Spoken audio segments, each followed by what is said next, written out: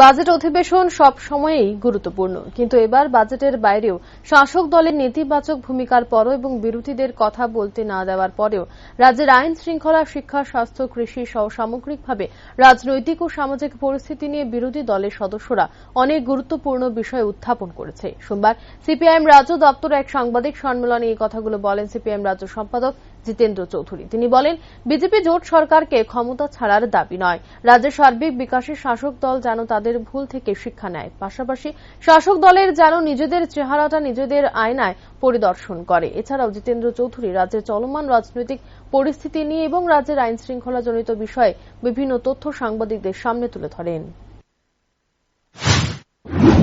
বাজেটের বাইরে এ রাজ্যের আইন শৃঙ্খলা, শিক্ষা, স্বাস্থ্য, কৃষি এবং সামগ্রিকভাবে আমাদের রাজ্যের যে রাজনৈতিক, সামাজিক তার চিত্র কি খুব সংক্ষেপে হল এবং শাসক দলের সমস্ত ধরনের নেতিবাচক ভূমিকা সত্ত্বেও বিরোধীদের কথা বলতে না দেয়া, সেখানে বিরোধী দলের সদস্যরা তারা অনেক গুরুত্বপূর্ণ বিষয় উত্থাপন করেছে এবং এটা যে রাজ্যের বর্তমান যে শাসক জোট ভারতীয় জনতা পার্টি এবং আইপিএফটি, এই সরকারের